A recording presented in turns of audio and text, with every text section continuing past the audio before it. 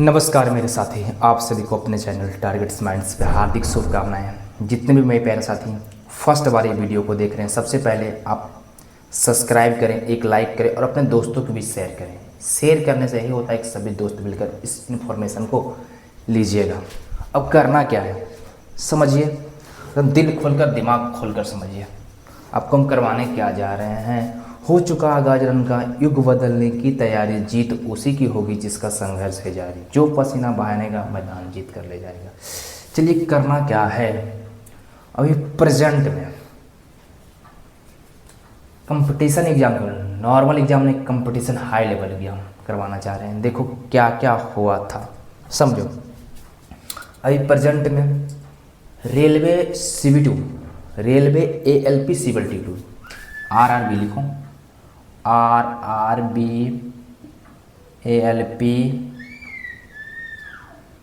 ALP CBT2 का exam हुआ। इसके अंदर क्या क्या पूछा गया सीधे समझिए।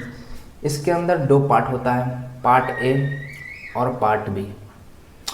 पार्ट A नॉन टेक्निकल होता है और पार्ट B टेक्निकल पोस्ट होता है।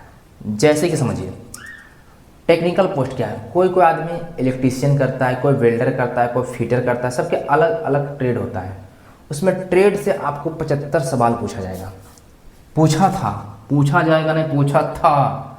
75 सवाल आपका ट्रेड से थे। मेरा ट्रेड था इलेक्ट्रीशियन, मेरे में इलेक्ट्रीशियन का सवाल आया। इलेक्ट्रीशियन में क्या क्या सवाल आया, सबसे पहले वही जानते हैं। इलेक्ट्रीशियन में बहुत ही ऐसा सवाल पूछा रेलवे, जो रेलवे का इतिहास का इस पन्ने में पहला बार दर्ज किया गया। सवाल कुछ कुछ बहुत ही हाई लेवल का था, कुछ कुछ क्वेश्चन बहुत ही नॉर्मल लेवल का था। तो दोनों क्वेश्चन का कंपैरिजन करते हैं। आपको ट्रेड में कम से कम 33% लाना अनिवार्य है, मतलब 27 नंबर। 75 में आप लोगों को 27 नंबर लाते हैं तो आप ट्रेड पास कर जाते हैं। जैसे ही आप ट्रेड पास करते हैं तो आपका पार्ट A का कॉपी चेक हो। जैसे ही आप ट्रेड में डिस्क्वालीफाई होते हैं तो पार्ट A का कॉपी चेक नहीं होता, आपका नंबर भी नहीं जुटेगा। सबसे पहला काम है पार्ट A को पास करना। पार्ट A को पास करने के लिए सबसे इंपॉर्टेंट से अपने ट्रेड पे ध्यान देना। ट्रेड पे ध्यान देने के लिए आपका इलेक्ट्रीशियन है तो आप इलेक्ट्रीशियन पे फोकस कीजिए, फिटर है तो फिटर पे फोकस कीजिए, वेल्डर है तो वेल्डर पे फोकस कीजिए। बहुत प्रकार का ट्रेड होता है, कोई डीजल मैकेनिक है तो डीजल मैकेनिक पे फोकस करेंगे। उसी ट्रेड से उसका 75 क्वेश्चन रहता है। 75 क्वेश्चन बनाने के लिए आपको मात्र 1 घंटा का समय मिलता है। 1 घंटा समय में आप बना देते हैं तो अच्छा बात है, नहीं बनाते हैं तो भी आपका रिजल्ट नहीं होगा।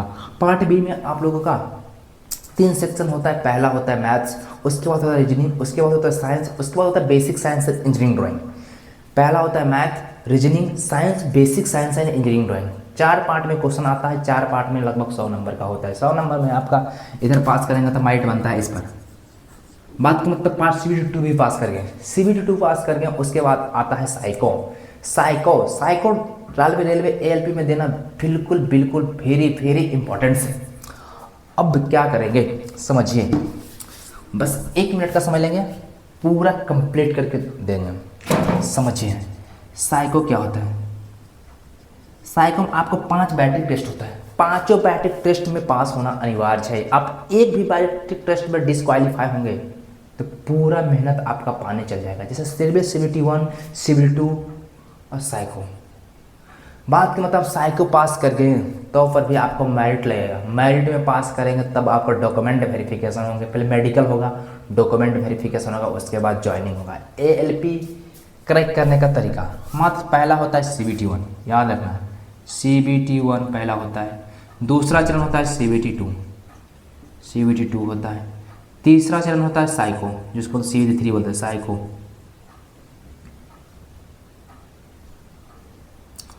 और उसके बाद होता है मेडिकल एग्जाम, उसके बाद होता है डॉक्यूमेंट वेरिफिकेशन, उसके बाद होता है ज्वाइनिंग, तब फिर जॉब करेगा। मतलब तुमको इतना रास्तों से गुजरना पड़ेगा। पहला CBT2 computer based test exam, दूसरा CBT2 कंप्यूटर बेस्ड, उसके बाद साइको, उसके बाद मेडिकल एग्जाम, उसके बाद डॉक्यूमेंट वेरिफिकेशन आपको सत्य पाया जाएगा तो आपको जॉब दे दिया जाएगा। सबसे इंपॉर्टेंट काम है CBT1, CBT2 और साइको पास करने का लिए डॉक्यूमेंट वेरिफिकेशन अधिकतर लड़का का लगभग सही होता है। डॉक्यूमेंट में कुछ किसी का दिक्कत नहीं होता, लगभग होता है एग्ज़ाम पास करने का प्रोसेस। एग्ज़ाम पास करने का प्रोसेस यही है कि आप पूरा सिलेबस को डिटेल से पढ़ें और बढ़िया से मॉक टेस्ट लगाएं, मॉक टेस्ट को एनालिसिस करें और उस पर जो कमजोरी पार्ट है उस पर फोकस कीजिए। उस पर फोकस करने का मात्र एक ही से तरीका है, उस पर फोकस करने का मात्र एक ही तरीका है कि आप डिटेल से शांति माहौल से एक रूम में पैक हो जाइए, आराम से फोकस दीजिए। दिल के दरवाज़ा और मन का दरवाज़ा दोनों बंद करिए, बस दिमाग का दरवाज़ा खोलिए। दिल का दरवाज़ा और बाहर का दरवाज़ा दोनों बंद होना चाहिए। किसी भी एग्ज़ाम कंपटीशन एग्ज़ाम पास करने के लिए दो विकल्प, दिल का दरवाज़ा और बाहर का दरवाज़ा, दोनों बंद के बैठ के एक कमरा में मेहनत कीजिए। मेहनत कीजिएगा तभी आपका सफलता रंग लाएगी। इधर उधर करने से कोई फायदा नहीं। आज ई टीचर को चेंज किए, आज ई टीचर को चेंज किए, 50 टीचर चेंज करने से कोई फ़ायदा नहीं। कम सिलेबस रखिए और उसको मल्टीपल रिवाइज कीजिए। ज़्यादा बुकें रखिए, इतना बुक से कुछ नहीं होता। कम बुक, मल्टीपल रिवीजन, जितना रिवीजन कीजिएगा उतना ज़्यादा फायदा होगा। चलिए, अगर मेरी बात से आप लोग सहमत हैं तो मेरे वीडियो को लाइक कीजिए, कमेंट कीजिए और दोस्तों को भी शेयर कीजिए। और मेरा वीडियो कैसा लगा आप कमेंट बॉक्स में बताइए। मेरे से अगर कुछ गलती हुआ इसके लिए क्षमा मांगते हैं। अगर आप लोग बोलिएगा इस पर और वीडियो बनाए तो बनाएंगे, आप कमेंट बॉक्स में ज़रूर जवाब, जिसके लिए दिल से थैंक यू।